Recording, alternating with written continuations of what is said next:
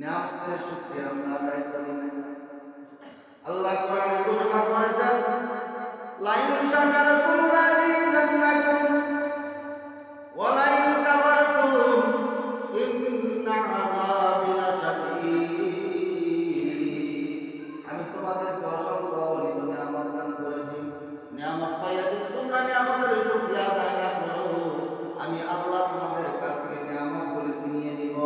আর যদি শুকরিয়া আদায় করো, তোমাদের নিয়ামত গুলো আমি আল্লাহ বাড়াই দিব। জোরে জোরে বলুন সুবহানাল্লাহ। এরা যুবকের ইবাদতে আল্লাহর কাছে অতি পছন্দনীয়।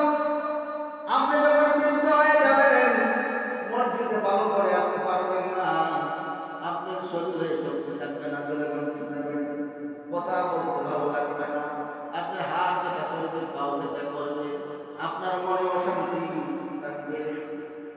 কিন্তু যুবক থাকতে শরীরে শক্তি থাকে, যুবক থেকে যদি আমার বন্দী করে, বৃদ্ধ অবস্থায় একটা মাহফিল হচ্ছে, মাহফিলের মধ্যে আসতে পারে না, আমার শরীরে শক্তি নাই, আমি বৃদ্ধ হয়ে গেছি, আমি কোনো কিছু করতে পারি না, হাঁটা চলা আমার জন্য কঠিন হয়ে গেছে।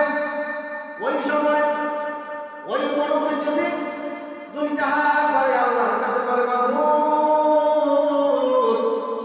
আমি এখন বৃদ্ধ হয়ে গেছি, আমি জান্নাতের বাগানে যেতে পারি নাই, আল্লাহ কি করব, আমি অক্ষম হয়ে গেছি।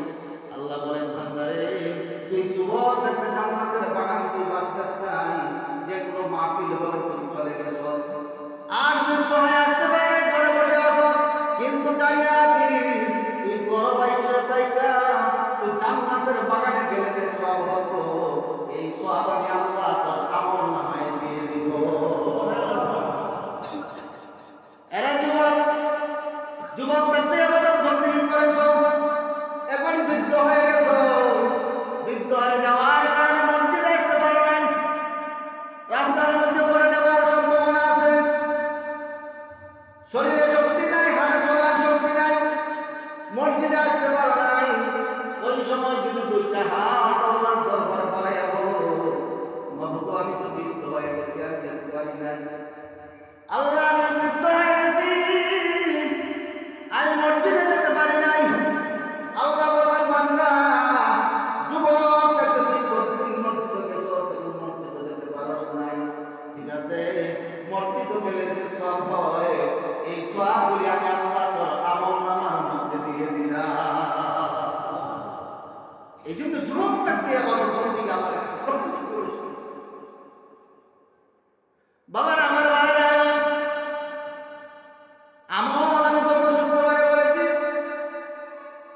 আমাদের আমল শুধু সঙ্গে যাবে, এই পৃথিবীর কোনো কিছুর সঙ্গে যাবে না। সৈন্য হাতে সব কিছু রাইখা আমরা সৈন্য হাতে কবরের মধ্যে চলে যেতে হবে গো ভাই। এমন একটা ভয়ঙ্কর ঘর, কিরামাকুরের ঘর, সবকিছুর ঘর, অন্ধকার করে ঘরের মধ্যে সারাটা জীবন আপনি থাকতে বহু জোরে করে ঠিক না বেটা। কবরের ফরাক নিয়ে নেওয়ার দরকার। আপনার লক্ষ লক্ষ টাকার জমি, বাড়ি গাড়ি, ছেলে সন্তান, সব কিছু আছে, কিন্তু কেউ সাথে হবে না। আপনার নেক আমল আপনার সঙ্গে যাবে, আপনার নেক আমল আপনার সঙ্গে যাবে, যে আমল করার কারণে কবরের মধ্যে সবাই আপনাকে পর করে দিতে পারে, কিন্তু নেক আমল আপনাকে পর করবে না। জোরে বলতেন না বেঠি, নেক আমল আপনার সঙ্গে হবে, সবাই তাড়িয়ে দিতে পারে, কিন্তু নেক আমল আপনাকে তাড়াবে না। কারণ যে মাসটা চলছে এটা হচ্ছে শাবানের মাস, আরবিতে শাবান, শাবানের পরের মাসের নাম কি? আরেকটু জোরে বলুন। রমজান আসতেছে, আমাদের আনন্দের মাস, এতে কি আপনাদের মনে কষ্ট আছে নাকি? উচ্চ সুরে বলেন, কি মাস আসতেছে? রমজান।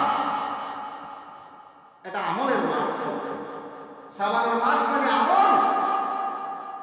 রজব মাস আসলে আল্লাহ রাসূল বলতেন, আল্লাহুম্মা বারিক লানা ফি রজব ওয়া শাবান ওয়া বাল্লিগনা রমাদান। রজব মাস আসলে আল্লাহ রাসূল দোয়া করতেন, আল্লাহুম্মা বারিক লানা ফি রজব ওয়া শাবান। ওগো আল্লাহ, রমজান মাস, রজব মাস এবং শাবান মাস পর্যন্ত বরকত দান করো, বরকত। ও বাল্লিগ মা রমাদান, এবং রমজান পর্যন্ত আল্লাহ আমাদেরকে হায়াত দান করো, জোরে বলুন সুবহানাল্লাহ। রজব মাস ইবাদতের মাস গেছে।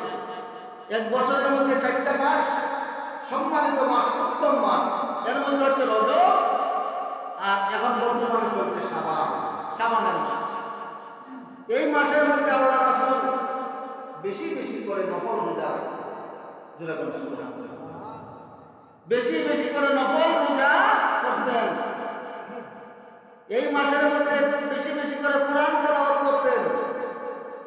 এই মাসের মধ্যে বেশি বেশি কবর জিয়ারত করতেন। আজকে আমার রাসূলের উম্মত, ওই নবীর উম্মত হয়ে আমাদের কাছে রাসূলের আদর্শ আমাদের কাছে পায়। যে মাস আমাদের সামনে চলছে, এই মাসের মধ্যে এমন একটা রাত্রি আছে যে রাত্রিতে মানুষের ভাগ্য বন্টন করা হয়, মানুষের রিজিক বন্টন করা হয়। দীর্ঘ 1 মাসের ভিতরে যা কিছু আছে না আছে সমস্ত কিছু ওই রাত্রিতে আল্লাহ লিপিবদ্ধ করেন, জোরে বলুন সুবহানাল্লাহ। আজকে ওই মাসের মধ্যে যদি আমরা নফল রোজা করি, রাসূলের আদর্শ কোরআন তেলাওয়াত করি, মারামারি, কাটাকাটি, রাহাজানি, মুশরিক কাজ, ফাহিশা কাজ, এই সমস্ত কাজ থেকে আমরা বিরত থাকি। সৎ কাজ, ভালো কাজ এই মাসের মধ্যে যাতে আমরা করি, এটাকে জড়িয়ে করে আপনার জীবনের সমস্ত গুনাহ মাফ করে আল্লাহ জান্নাতে দিয়ে দিবেন। চিৎকার করে বলুন সুবহানাল্লাহ। আল্লাহ রাসূল করেছেন, আর ওই রাসূলের উম্মত আমরা। কোরআন তেলাওয়াত করব, নফল রোজা আমরা রাখার চেষ্টা করব, যেটা পারেন রাখেন। সামনে রমজান আসতেছে, দীর্ঘ 1 মাস, 1 বছরের মধ্যে দীর্ঘ 1টা মাস রোজা শুধু ফরজ।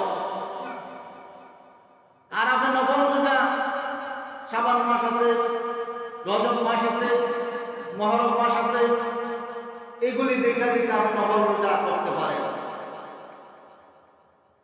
কোরআন তেলাওয়াত করতে পারেন। এই মাসের মধ্যে বালাপোড়া খাবার খাইতে পারেন, কারণ এটা হচ্ছে শাবান মাস, লাইলাতুল বরাতের মাস।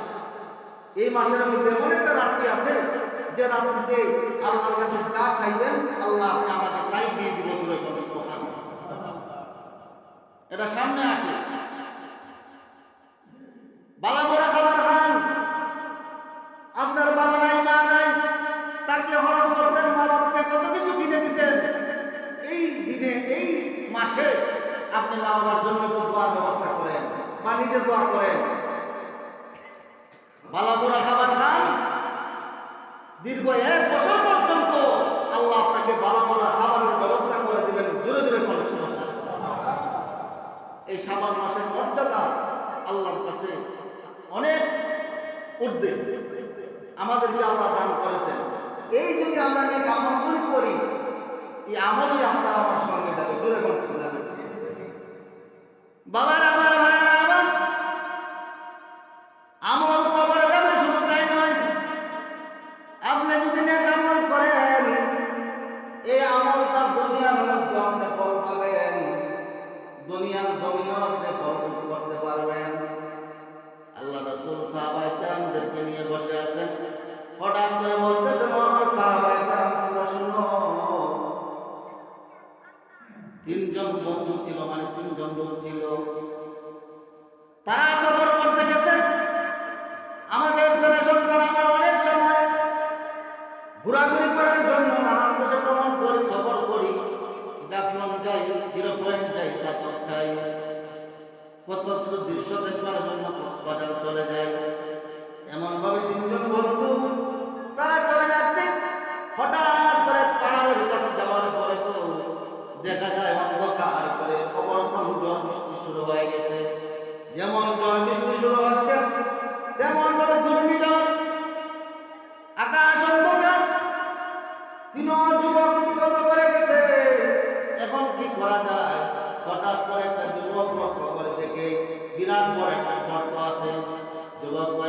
গর্ত দেখা যায়, চলো গর্তের ভিতরে আমরা আশ্রয় নিই। জোরে জোরে বলুন সুবহানাল্লাহ। গর্তের ভিতরে দীনবন্ধু আশ্রয় নিয়েছেন। আল্লাহর কুদরত বোঝা যায় না ভাই। সাথে সাথে দেখা যায় পাহাড় থেকে ঘরে ঘরে একটা বিরাট আকারের একটা পাথর, এই পাথরটা এসে গর্তের মুখটা ডাইকা দিয়েছে। এত পাথরের মুখ ডাকার পরে এত অন্ধকার, গর্তের ভিতর অন্ধকার, এত আকাশ অন্ধকার, এত বৃষ্টি, এত পাহাড়ের গুহার মধ্যে তারা ভালো আছে না বিপদ আছে? তারা বিপদ আছে। আল্লাহর নবী মুসা আলাইহিস সালাম মাছের পেটে ছিলেন। একটা মাছের অন্ধকার, মাছের পেটের অন্ধকার, শত শত মাইল পানির নিচে এত পানির অন্ধকার। তদরূপ ভাবে তারাও এমন একটা গুহার মধ্যে ঢুকে গেছে। গুহার ভিতরে অন্ধকার, কোনো আলো নাই, বাতাস নাই, অক্সিজেন ভিতরে যাবে না। কিছুক্ষণ থাকলে তারা দুনিয়াতে বিদায় হয়ে যাবে, মারা যাবে। এক বন্ধু আরেক বন্ধুকে ডাক দিয়ে বলে, বন্ধু, আরে বন্ধু, এখন কি করি? যে ভয়ঙ্কর বিপদের মধ্যে আমরা পড়েছি, নাই কোনো মোবাইলের কানেকশন, নাই কোনো যোগাযোগ করা যাবে না, কারো কাছে খবর দেওয়া যাবে না। এই গুহার ভিতরে আমরা হয়তো মৃত্যুবরণ করতে হবে। যুবক বলে, বন্ধু আরেক বন্ধুকে বলে, এখন একমাত্র আল্লাহ ছাড়া আমাদেরকে বাঁচাইবার ক্ষমতা কারো নাই। আমরা স্মরণ করি, মনে করে দেখি আমাদের জীবনে কোনো ভালো আমল আছে কিনা, ভালো আমল করি কিনা। ওই আমলকে সামনে রাইতে রাইতে আমরা আল্লাহর কাছে দোয়া করি, হয়তো আমলের কারণে আল্লাহ আমাদেরকে বিপদ থেকে উদ্ধার করতে পারেন।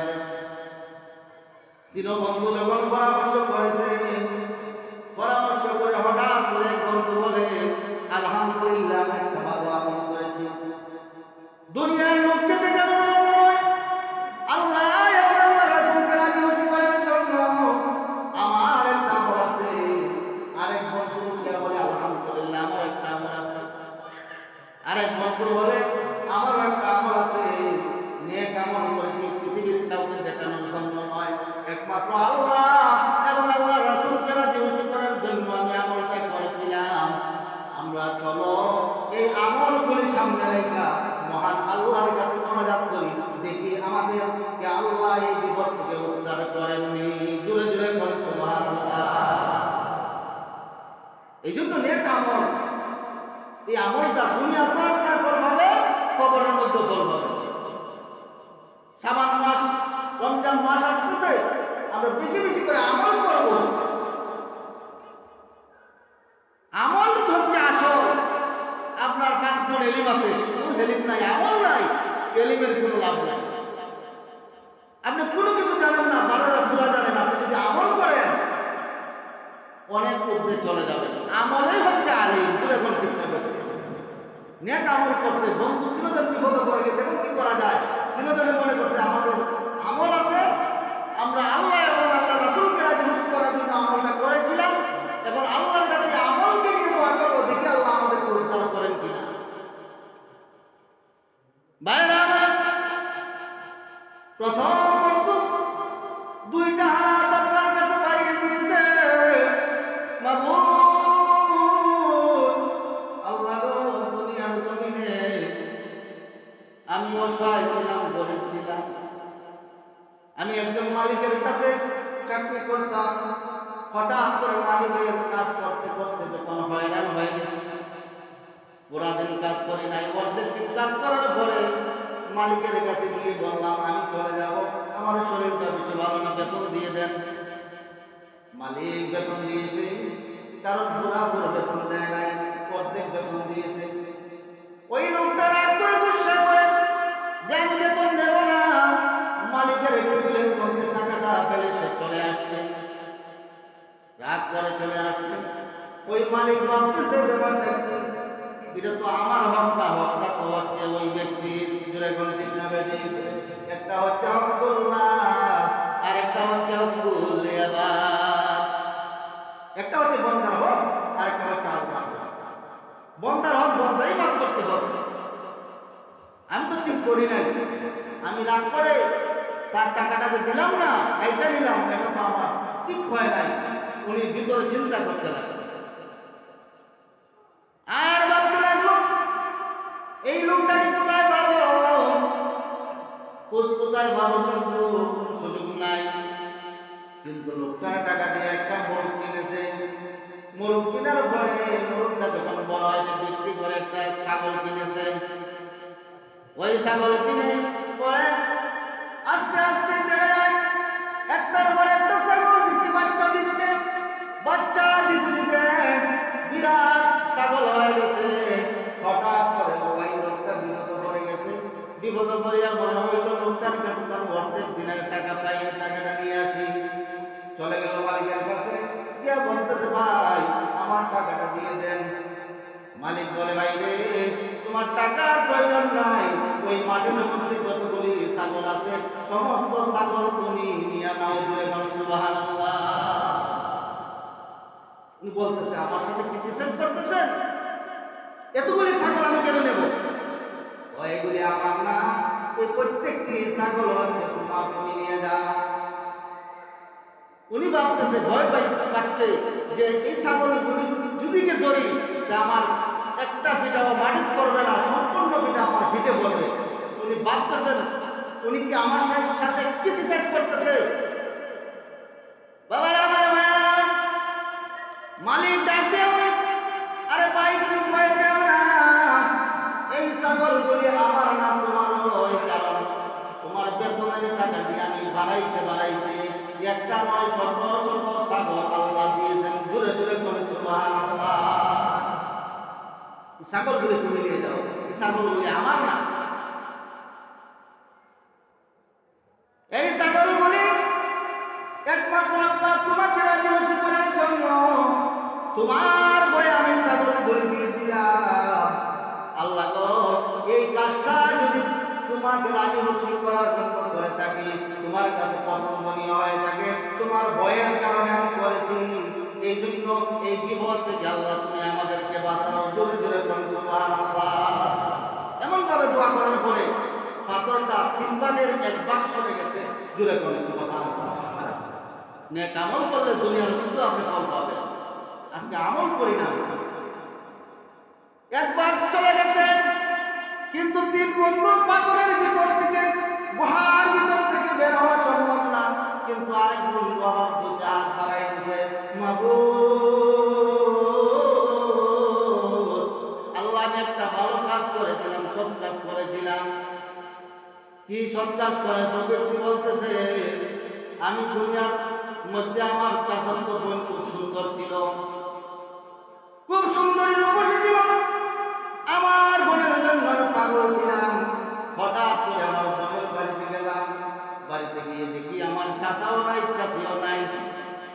এমন অবস্থায় শরীর পাওয়ার পরে আমার বোনকে জমিনের মধ্যে ফেলে বোনের উপরে উঠে গেলাম। বোনের উপরে উঠে যাওয়ার পরে আমার বোনটা নিচ থেকে ঝরঝর করে চোখের পানি সারে কাঁদতেছে। যখন চোখের পানি সারতেছে কাঁদতেছে, তখন আমি বললাম এমন একটা সুন্দর সময়ের মধ্যে কেউ তো কান্দার কথা না, তুমি কেন কান্দো? কি দুঃখ তোমার মনে? এমন একটা ভালোবাসার মধ্যে কান্দার তো কথা না, কেন কান্দো তুমি বলো? বোন ডাক দিয়ে বলে আরে ভাই আমি কান্দি রে, কারণ আমার মাও নাই, আমার বাবাও নাই, তারা চলে গেছে। কিন্তু তুমি আমার বুকের উপরে উঠিয়া বসছো, এই জন্য কান্দি। তারা হয়তো আমার মা হবে, আমাকে না দেখলো, কিন্তু আমার মহান আল্লাহ তো আমাকে দেখতেছে। আল্লাহকে দেখে আর গুজরে করে আল্লাহ দেখবেন কিনা? রমজান মাসে তো আমরা অনেক রোজা রাখি না। আপনাদের এলাকার কথা বলি, আমাদের এলাকার কথা বলি। আগে যে জায়গায় আসছিলাম সেই জায়গার কথা বলি, অনেকে দরজা বন্ধ করে খানা খায়। আপনারা বলেন দরজা বন্ধ করে যদিও খায়, হয়তো আমরা না দেখলাম, আমার আল্লাহকে ফাঁকি দেওয়া যাবে না, আল্লাহকে ফাঁকি দেওয়া যাবে না।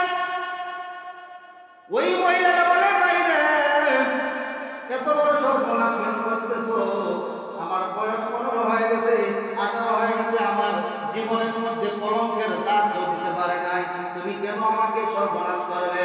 হ্যাঁ ভাই শোনো, পৃথিবীর কেউ যদি তোমাকে না দেখে, আমার মহান আল্লাহ আমাকে দেখবেন। আল্লাহর সামনে আমি এত করোনা ফরমানি কিভাবে করবো? জোরে জোরে বলুন সুবহানাল্লাহ।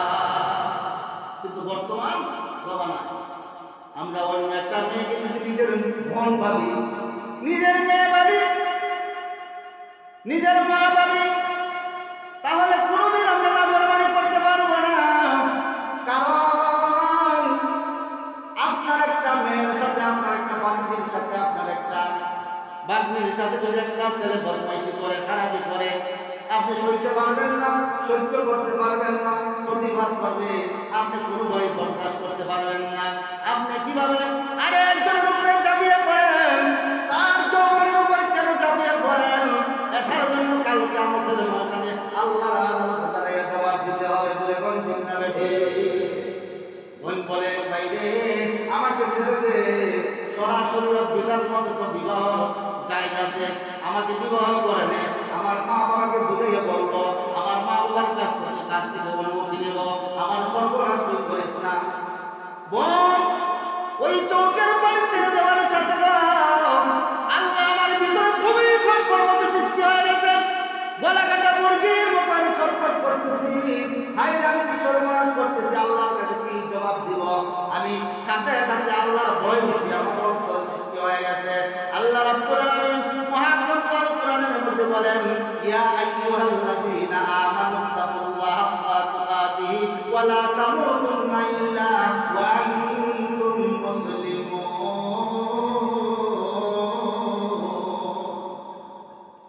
ইয়া আইয়ুহাল্লাযীনা আমানু তাকুল্লাহা হাক্কা তুকাতিহি, ও দুনিয়ার মানুষেরা, হে ইমানদার বান্দারা, আমি আল্লাহকে ভয় করো, কিন্তু ভয় করার মতো করো। ওই যুবক বলে, আল্লাহ গো, এমন ভয় আসলো আমার অন্তরে, আমি আমার বোনটাকে ছেড়ে দিলাম, সারিয়া আমি সঠিকভাবে ভালো হয়ে গেলাম। যতদিন দুনিয়ার মধ্যে থাকবো আমি কোনোদিন খারাপ কাজ করবো না, গুনার কাজ করবো না, এই বলে আমি আল্লাহ তোমার কাছে অঙ্গীকার করেছি। আল্লাহ তোমার ভয়ে যদি আমার বোনটাকে ছেড়ে দিতে পারি, আর এই কাজটা যদি তোমার পছন্দ হয়ে থাকে, এই কাজের বিনিময়ে আল্লাহ তুমি আমাকে মাফ করে দাও। এই পাথরের ভিতর, পাহাড়ের ভিতর থেকে, গুহার ভিতর থেকে আল্লাহ আমাদেরকে বাঁচাও, উদ্ধার করো। এই দোয়াটা করার সাথে সাথে করো, আল্লাহ রাব্বুল আলামিন 3 ভাগের মধ্যে 2 ভাগ পাথরকে সরাইয়া দিলেন। জোরে জোরে বলুন সুবহানাল্লাহ। 2 ভাগ সরে গেল, তারপর কিন্তু বের হওয়া যাবে না। তিন বন্ধু পাথরের পাহাড় ভিতর থেকে বের হওয়া সম্ভব হবে না। এই দোয়ার কারণে